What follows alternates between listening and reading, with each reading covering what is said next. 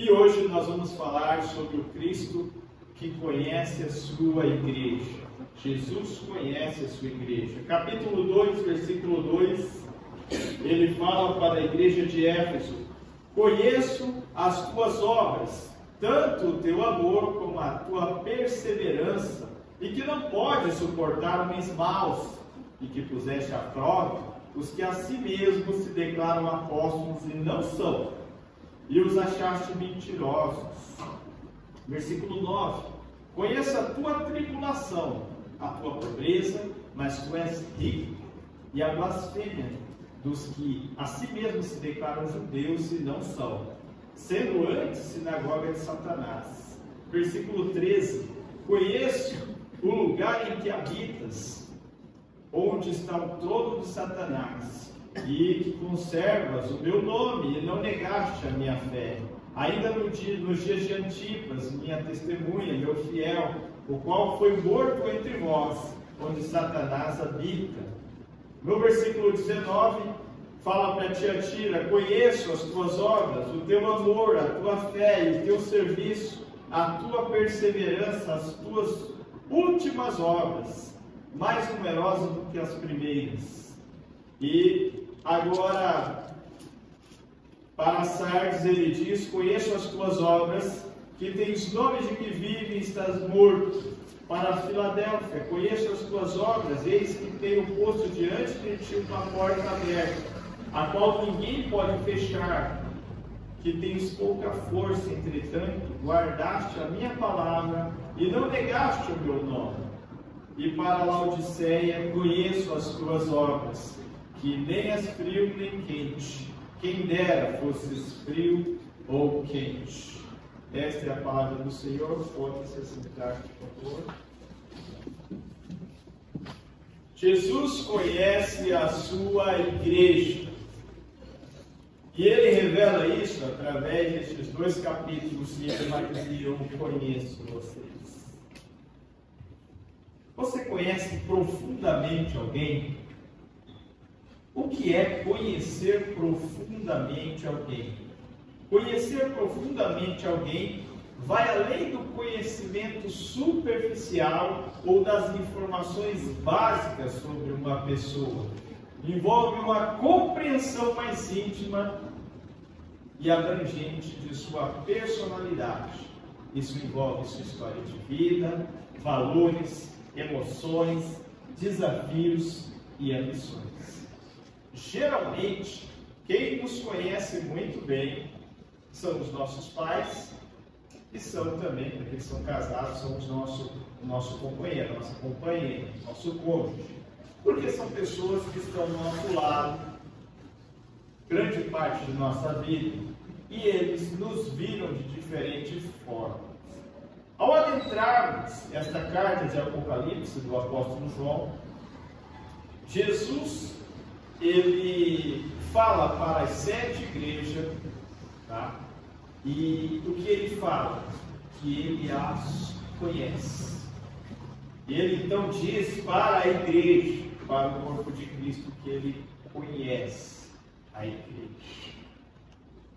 E ele então faz uma apresentação prévia, mas ele também aprecia, reprova e faz promessas. E através dessa carta, Jesus fala para as igrejas qual é o diagnóstico dele para elas. E aprendemos que Jesus conhece de fato a igreja. E ele conhece a igreja batista central.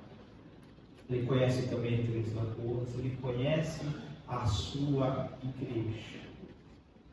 A forma como vemos o mundo, a forma como vivemos no mundo, aquilo que desejamos neste mundo, revela aquele a quem amamos, para aquele que vivemos. É importante a igreja saber que todos aqueles que nos veem possam ver Cristo através de nós. Sendo assim, porque Jesus Cristo está no meio de nós, nós devemos refletir o seu amor, o seu caráter, sua vida, para todas as pessoas que chegarem perto de nós. É assim que acontece na sua vida? Quem se aproxima de você consegue perceber que você é um cristão? Já aconteceu isso? Você está lá, de repente, trabalhando e alguém fala, você é cristão? Isso é tão bom, né? Quando alguém olha e vê que você é um cristão, você parece cristão. Certa vez, eu estudando na MAS, fui fazer um cursinho na MAS, e aí fui fazer junto com a Carminha. Na sala da Carminha tinha amiga da Carminha, e ela era de uma igreja batista também. E ela sentou perto, e ela disse assim, você é batista? Sou batista. Você fala que nem batista. Aí daqui a pouco, ela fala assim, não, você veste que nem batista também. Aí eu estou escrevendo, não, você escreve, eu falei, já está usando. Mas sabe, quando você é cristão, por que uma pessoa diria, você é cristão? É porque você se parece com Cristo. Um cristão é alguém que reflete Cristo na sua vida. Então, se dizer cristão não quer dizer nada. Se você não parece cristão no seu viver, esquece. Dizer e não ser não é nada. Em primeiro lugar, Jesus é conhecido na igreja e também através da igreja. O Senhor Jesus Cristo, Ele está no meio de sua igreja. E antes de ver Cristo, João fala que ele viu 7 candelabros, a plenitude da igreja na terra, e só depois ele viu o Cristo glorificado. Nós vemos em Apocalipse 1, versículos 12 e 13. Ninguém poderá ver o Cristo da glória fora da igreja. Você não pode ver Cristo, glorioso Cristo da glória, o Rei da glória, fora da igreja. A salvação é por meio de Jesus, mas ninguém poderá ser salvo sem fazer parte da igreja, que é a noiva do Cordeiro. Essa é a verdade. Talvez você esteja aqui nessa noite e você ainda não faz parte da igreja. E eu quero dizer para você, olha, a salvação é por meio de Jesus. Mas sabe, muitas pessoas, elas querem ter um relacionamento com Jesus, mas não assumir esse relacionamento com Jesus. É como aquele casal que vive há muito tempo juntos, mas eles não são casados. Então, se você vem e participa, mas você ainda não faz parte, e como eu faço parte? Primeiro, Cristo, Ele trouxe do céu perdão de Deus. Ele morreu na cruz para que você possa ser perdoado por Deus e ter paz. É necessário que você reconheça que Ele fez isso por você, peça perdão pelos seus pecados. É necessário que você compreenda que o amor de Deus chegou até a sua vida. Ao receber Cristo na sua vida, você não quer simplesmente, olha, tá bom, agora nós estamos Cristo namorando, tá? Mas Cristo quer algo mais, Ele quer casar com você. E como você faz isso? Assumindo um compromisso com Ele, sendo batizado. Aí você diz, eu realmente quero fazer parte de Cristo. Por isso, você não pode ter Cristo se você não faz parte dele.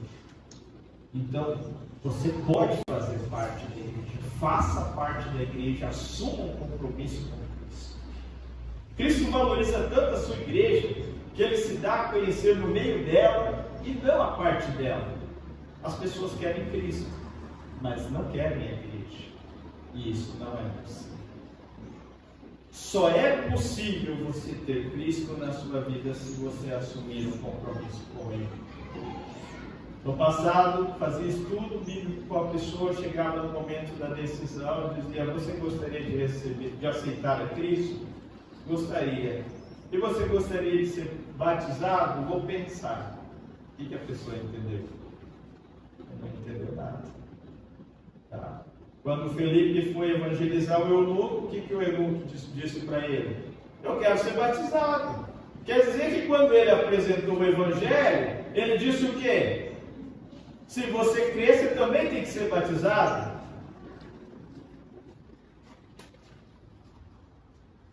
Batismo não salva, mas quer dizer que você é salvo e que você assume o compromisso com Cristo. Você não tem vergonha de Cristo.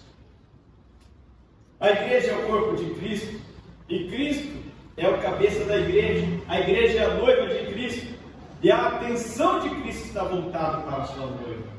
Ela ocupa o centro de sua atenção, de seu amor, de seu cuidado providente. Nós precisamos de mais casamentos na igreja, né? E nós vimos recentemente um noivo e uma noiva, o Danilo e a Joyce. E como é que era o comportamento do noivo no acampamento? Está falando de acampamento, né? Os homens todos lá na via popular, abriam a portinha, cantando para as mulheres, abriu a portinha, mas o noivo, ele queria exclusivamente ele cantar.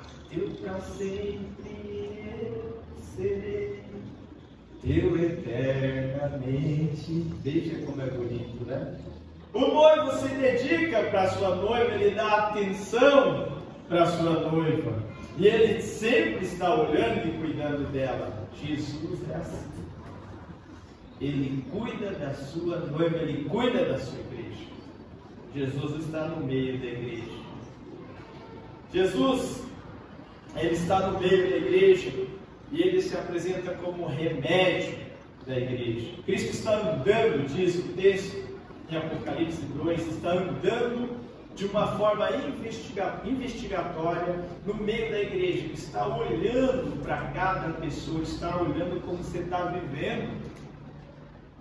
E ele sonda a igreja, e os seus olhos são como uma chama de fogo. E o que ele vê nas pessoas? O que ele está vendo?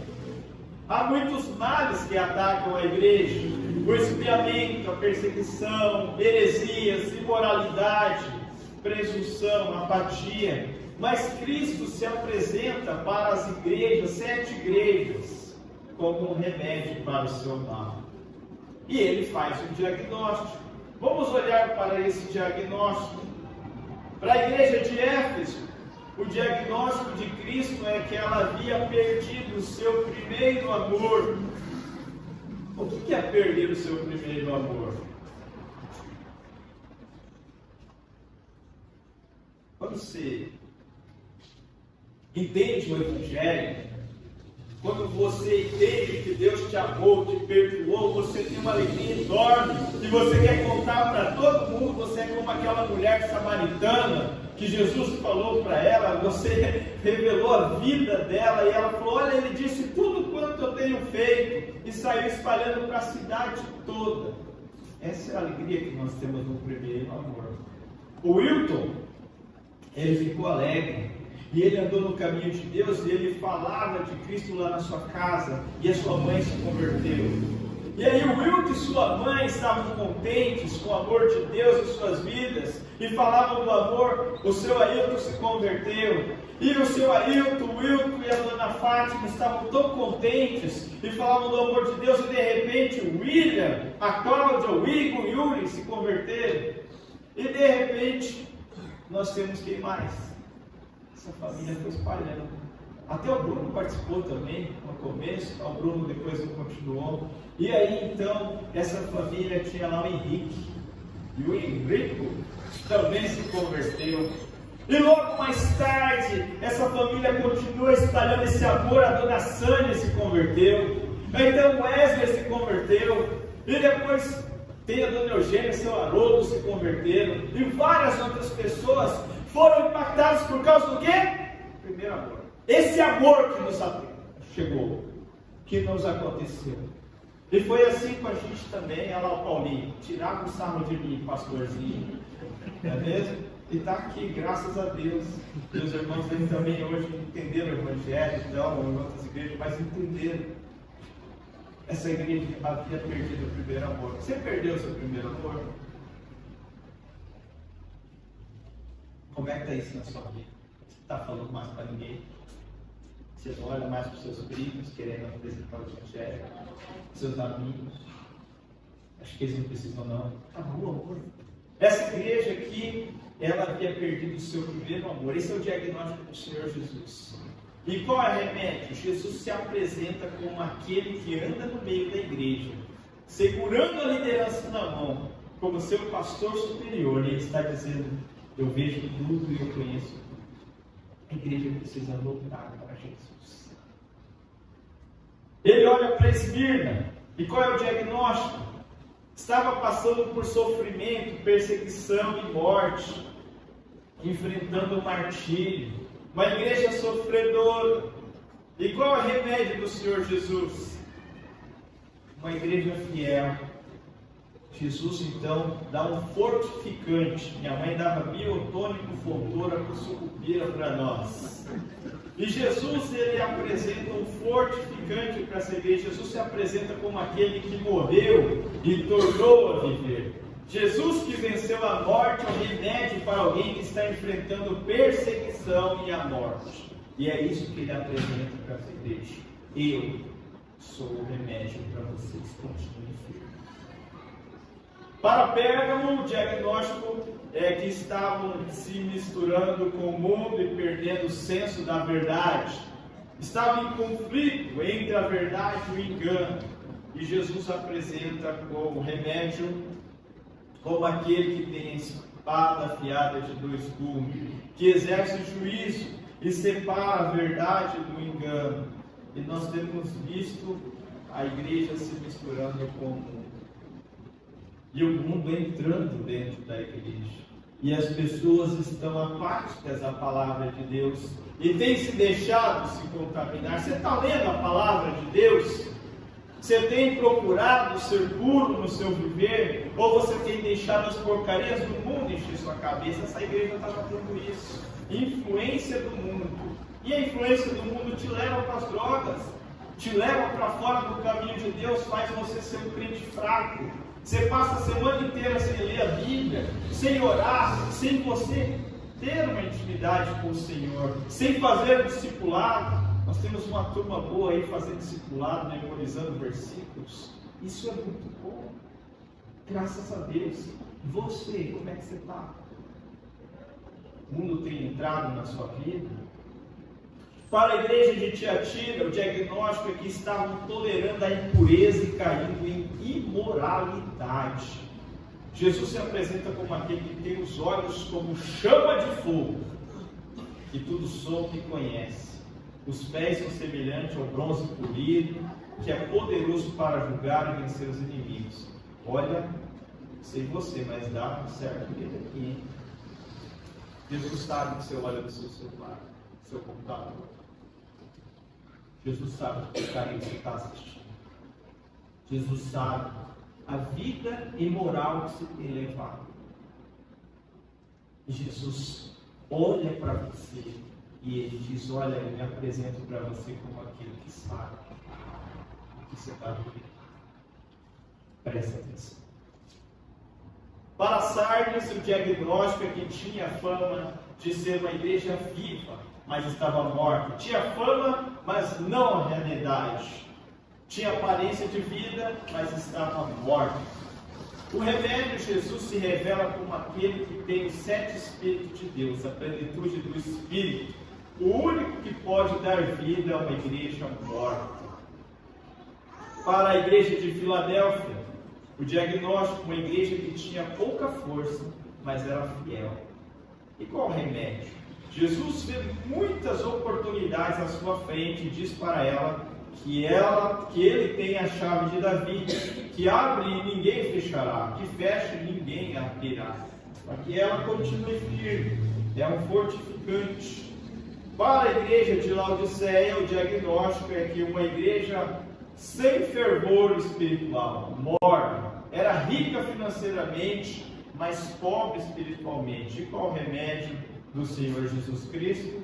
Jesus se apresenta como aquele que é constante e fidedigno no meio de tantas mudanças. O que podemos ver diante deste diagnóstico é que Jesus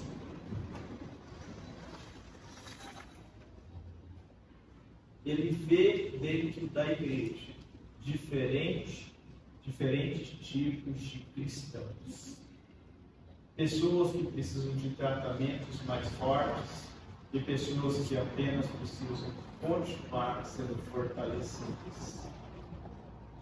E é verdade, dentro de uma mesma igreja, há pessoas fracas e fortes, mas também há pessoas fiéis e pessoas infiéis. Sempre que perguntam ao pastor Hernandes como está a igreja, ele responde: a igreja vai bem, vai mais ou menos e vai mal. Dentro da mesma igreja você tem gente cheia do Espírito Santo, gente estagnada e gente que está retrocedendo na fé. E aqui é a verdade. Temos pessoas que se envolvem com Deus, se relacionam, estudam sua palavra, querem mais do Senhor, querem ganhar outras pessoas, estão firmes e crescendo para a glória de Deus e querem sim alcançar outras pessoas. Mas nós temos pessoas que estão estagnadas e às vezes estão aí por anos, sentadas, esquentando o banco, assiste o culto, vai para casa, não tem vida espiritual, estão lá estagnadas. E vem para a igreja naquela obrigação, naquela pressão, mas não crescem na sua vida. Além disso, nós temos pessoas que têm que ficar empurrando. Sempre você tem que estar lembrando: ô irmão, você não aparece no culto já tem um mês. Ô irmão, você veio no culto, você não vai vir no culto. E aí, irmão? Sempre você tem que estar cutucando porque a pessoa está indo embora. Ela está indo para o mundo. Sempre ela tem pela igreja todo mundo. Esse está pior. Então na igreja nós temos os fiéis e os infiéis. Aí você pode dizer: não, nós temos 200 pessoas. Na verdade, se você for ver, com quem a gente pode contar? Quem realmente faz parte da igreja? Será que tem 200 pessoas que querem impactar essa cidade e fazer a diferença? Será que nós temos aqui 50 pessoas que querem ganhar o arranjo? Será que você pode dizer: eu quero, eu vou, eu faço a minha parte? Não, nem sempre isso acontece. Geralmente o quarto da igreja é o que realmente move tudo. E às vezes você vê uma pessoa que faz mais de uma coisa dentro da igreja porque os outros não querem servir. Então na igreja nós temos pessoas fiéis e infiéis. Esta realidade é a que vemos também nessas 7 igrejas, mas nós vemos também na Igreja Batista Central.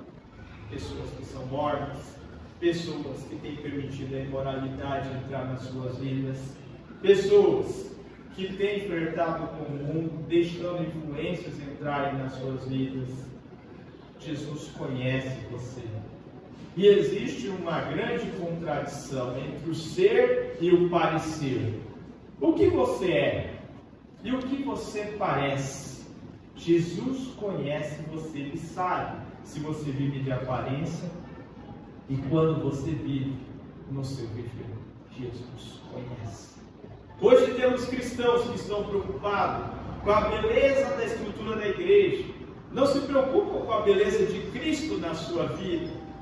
Trabalho em várias áreas da igreja, na obra de Deus, mas na vida prática não amam a Deus, porque não se relacionam com Deus. Como está a sua vida? Você tem a aparência de que vive, mas está morto? Você parece cristão, mas não é? Você é cristão, mas não parece? Como está a sua vida? A igreja nem sempre é aquilo que aparenta ser. E é importante, nos versículos que nós lemos, ver exatamente isso, que Jesus conhece a sua igreja de maneira profunda. Como falamos, conhecer profundamente não é conhecer superficialmente. Nós olhamos uns para os outros, nós conhecemos e enxergamos o quê? O que é aparente. Mas Deus olha o quê? O coração. Deus olha profundamente para você. Ele conhece as obras dessa igreja. Onde a igreja está, o que ela tem enfrentado de ataque. E isso em todo o tempo da história, em todo lugar. A igreja de Éfeso era conservadora, trabalhadora, fiel nas provas, mas perdeu a sua capacidade de amar Jesus. Ela era como uma esposa, aquela esposa que não trai o marido, mas também não lhe devota nenhum amor. E vai tocando barco. Infelizmente tem casais assim, né? Não trai o marido, mas também não ama ele. Isso é pecado, tá? Isso é pecado. Vale o parênteses. Só conservadorismo não basta. Precisamos também de amor. Só conservadorismo não pode estar atrelado ali à piedade. Nós precisamos ter luz na mente, fogo no coração. É preciso conhecer a verdade. É conhecer a intimidade de Deus. Nos dias de hoje, temos igrejas cuja aparência é bela. Esse dia ficou bonito ali, né? Com o letreiro, a marquise. Agora, nós temos ali a nossa cara da laranja. Muitas pessoas do bairro falam: olha que legal, ficou bonito a igreja. Ela mostrou a sua cara. Isso é bom. Mas as pessoas acham que a igreja, ela deve ter uma aparência bela. E o desempenho aos olhos humanos dessa aparência é formidável. Mas sabe, quando você olha para a igreja, uma igreja que só vive de aparência, ela não passa no crivo do Senhor Jesus. Nós precisamos ter cuidado, pois nem tudo que é belo aos olhos dos homens é aceitável a Deus. Nem tudo que impressiona os homens é agradável a Deus. O homem vê a aparência de Deus no coração. O homem se contenta com o exterior e Deus requer a verdade no íntimo. Nós precisamos ligar. Não adianta ser bonitinhos. Nós precisamos ter vida com Deus. A igreja de Esmirna era pobre aos olhos dos homens, mas rica aos olhos de Cristo. Ela não tinha ouro nem prata, mas tinha tesouros no céu. Ela não tinha nada, mas possuía tudo. Era desprovida de bens, mas enriquecia muitos. A grandeza de uma igreja não deve ser avaliada pela suntuosidade do seu tempo e nem pela pujança do seu orçamento. Olha que arrecadação nós tivemos. Nós tivemos uma boa arrecadação. Uma igreja não é grande porque tem muitos membros, nem porque eles são influentes na sociedade. Esmirna era uma igreja formada por escravos, mas era rica aos olhos de Deus. E aqui nós temos a história da viúva pobre. Ela deu apenas 2 moedas, mas aos olhos de Cristo deu mais do que as ricas ofertas dos ricos. A verdadeira riqueza não é material, a verdadeira riqueza é espiritual. E é isso, até isso reflete como nós vivemos, como você contribui na igreja. Você viu que a igreja não é uma igreja que fica o tempo todo, irmão, vamos contribuir, vamos arrecadar agora um dinheiro para nós fazermos uma determinada campanha, ou determinarmos a bênção na sua vida. Nós não fazemos isso. Nós entendemos que aquela pessoa que verdadeiramente ama o Senhor, ela vai fazer uma contribuição de coração. Sabe? Lá no Antigo Testamento, o pessoal geralmente fala: não, no Novo Testamento não tem dízimo. Ninguém falou de dízimo, não tem dízimo. Lá no Velho Testamento, o mínimo era 10%. E aí Paulo fala: cada um contribua segundo o propósito do seu coração. E como você vê as pessoas contribuindo no Novo Testamento? Elas entregavam tudo. Elas entregavam tudo. E você tem dificuldade de tirar o dízimo para poder entregar ao Senhor? Eles davam tudo. Olha lá no começo da igreja. A generosidade era a marca de um verdadeiro cristão. E hoje nós vemos pessoas que fazem o quê? O Adler contou uma história muito bonita hoje na contribuição, né? Tinha um homem com 20 ovelhas. E este homem ficou sabendo que ia ter um evento para alcançar pessoas para Cristo. Ele foi lá e falou: vamos lá 11 ovelhas para esse evento. para poder fazer a carne lá para as pessoas. E doou as 11 ovelhas. Ele tinha 20, ele doou mais de 50%. Existia um homem que tinha mais de 1000 ovelhas. Ele olhou para aquele homem e falou: eu vou dar o dobro que aquele homem deu. Quem vocês acham que ofertou mais?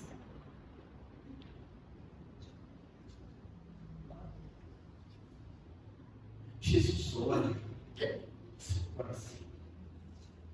Sabe, quando você está comparando com outro, você ouve impulso. Você diz: olha, eu já estou dando uma grande quantia. É mais talvez que aquele que deu 50 reais. Mas Deus te conhece, meu irmão. Deus sabe se você verdadeiramente está fazendo isso para Ele, de todo o coração. Talvez você esteja fazendo para você mesmo. Mas sabe, essa igreja pobre, ela ama a Deus.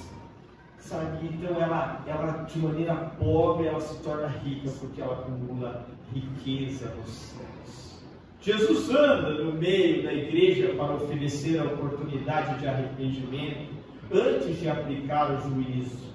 Como está a nossa igreja? Temos que nos preocupar com o julgamento de Jesus. O que ele pensa a respeito da sua vida? O que ele pensa a respeito da sua vida é o que ele pensa a respeito da Igreja Batista Central. Sabia disso? Você, igreja.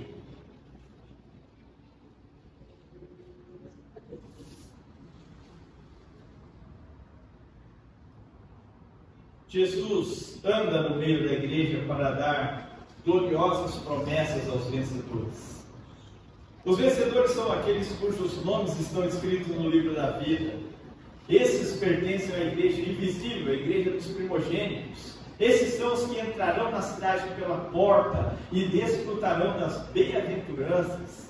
Isso implica que nem todo membro da igreja visível são membros da igreja invisível. Nem todos os membros das igrejas locais são membros do corpo de Cristo. Nem todos os membros da igreja são vencedores. Mas todos os membros do corpo de Cristo são vencedores.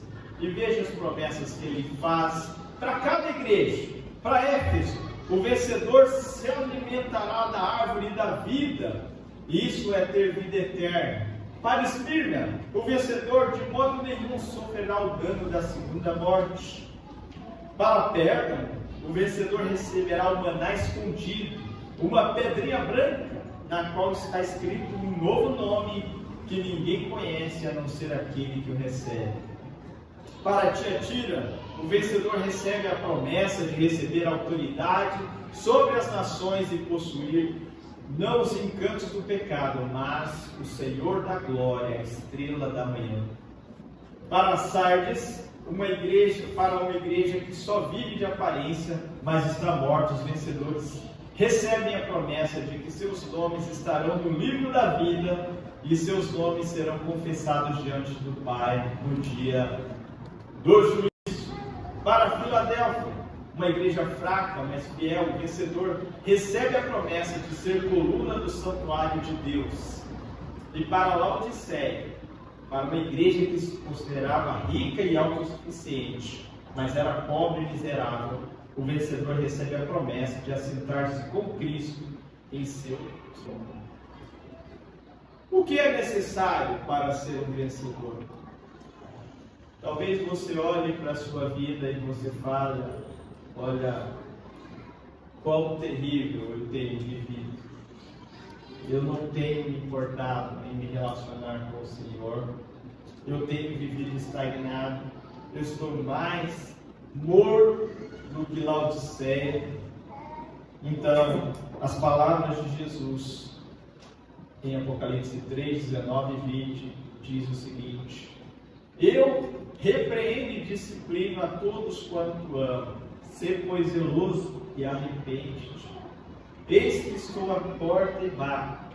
Se alguém ouvir a minha voz e abrir a porta, entrarei em sua casa e cearei com ele e ele comigo. Qual é o caminho para podermos agradar a Deus e sermos vencedores. O caminho é o arrependimento. É abrir a porta do seu coração para que Jesus entre. E que este ceiar de Jesus com você traga você de volta ao primeiro amor, que incendeie o seu coração e você viva de uma forma vibrante para a glória de Deus. Vamos orar? Senhor Deus, obrigado pela tua palavra, porque o Senhor nos mostra quão poderoso o Senhor é. Que o Senhor nos conhece, o Senhor anda em nosso meio, o Senhor sabe aquilo que acontece na vida de cada pessoa da igreja. E nós oramos, Senhor, que o Senhor nos ajude, o Senhor nos perdoe os nossos pecados, que nós possamos voltar ao primeiro amor, possamos nos desvencilhar deste mundo e nós vivemos para a honra e glória do Teu nome, sabendo que com Cristo nós somos vencedores, mais que vencedores, e podemos nos alegrar naquele dia que o Senhor virá, em que nós estaremos frente a frente com o Senhor, para então entregar aquilo que temos feito através de nós. Ajuda-nos, Pai, a vivermos de acordo com a Tua vontade. Nós oramos isso em nome do Senhor Jesus. Amém. Amém.